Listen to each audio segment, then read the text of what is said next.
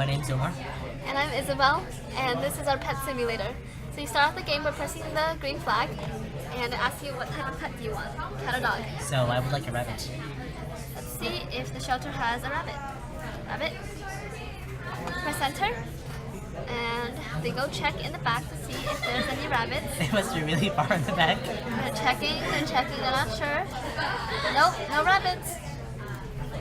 So what type of pet do you want? I want a cat. He wants a cat. Meow. What do you want to name your pet, Omar? Let's name a dog. Alright, we'll name our cat dog. So you go back home, and you will see here that your cat is starving, and it's very filthy. Filthy. He's He so needs filthy. exercise, and he's very tired. So you have a multitude of options of what you could do to improve your cat's life. So first, you're probably going to want to feed your pet. So to feed your pet, you click Feed Pet.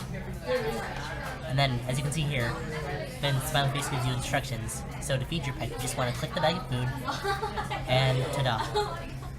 A food particle flies into the cat's mouth, and you can see on the left-hand side underneath the smiley face, there is a fullness attribute status bar, and it says it has increased 1. And so watch, if you click food again, by the time the food makes it in, fullness increases, and as you can see at the top of your screen, your health bar also increased. Nice. So let's keep feeding our pet. Make sure it's full. And now our pet is full and also had an accident. Well, and you, being the responsible pet owner, have to clean up after him. So to do that, you probably just want to click on the P. Ew. Yeah. And I think we're done here. Okay. So, what do you think you should do next? Well, he just peed himself, so you should probably clean him. Okay. So, as soon as we click Wash Pet, you notice that our fullness is dropped by 1, and that's because as soon as you click one of the menu items, all the attributes or variables drop by 1, except the one that's currently being worked on. So, for example, we clicked on Wash, so everything except cleanliness would drop by 1. Alright, so our cat is filthy, so we wash it, and as you click soap, you will notice the cleanliness attribute increases by 1 with every soap bubble, and our cat itself, the graphic, becomes cleaner. And the smiley face reminds you when you've cleaned your cat too much and you probably shouldn't clean it again. Okay, Alright. I think we're done here. So, cats Well. need exercise, just like any pet, and this teaches our users that it does.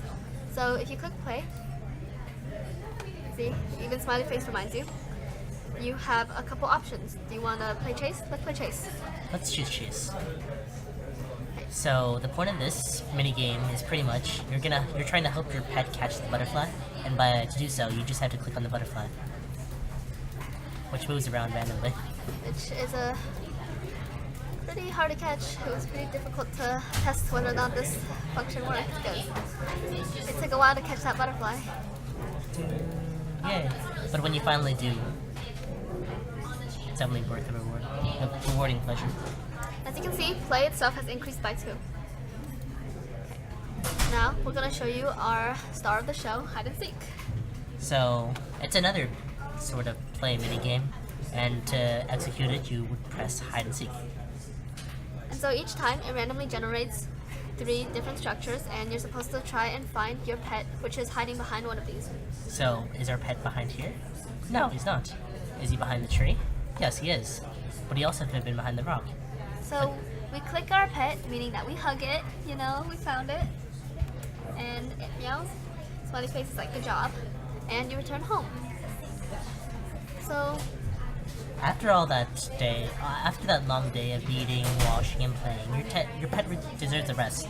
So to do so, you could either click the house or click the sleep button. So your cat goes ahead, he goes to sleep, and as you see, it takes a period of time for it to go to sleep, so you can't immediately go do another action. Sure. And so what we're going to do now is going to show you our code, or how we coded for the hide and seek, because again, it's our pride and joy. Oh shit. Okay, so So here's the hide and seek, and Omar will explain this. Okay. So as soon as you click on the play hide and seek menu, you're taken to this stage, this park. And as soon as you click the menu, you can see from this strip of code right here that you broadcast, you generate a random number from 1 to 3, and you send that number to position 1, position 2, or position 2, or 3, position 1, position 2, or position 3, and you tell your pet to hide behind one of those. It's random. And at the same time, you have these 3 props, and each time they're randomly being set to a random, like, There's multiple costumes that the object can take, and so each time it picks a random costume each time, and if it picks number 1, it would switch to tree, number 2 switch to bush, number 3 to rock, etc. And then there is a special sprite we made so that it's smaller, and it's special for the hide and seek because when you play hide and seek, this sprite appears and your normal sprite disappears. The other functions within the game is done by a series of broadcasts and receives, and it does a series of checks where it checks for the health and so that it could increase the health bar and the happiness of your pet.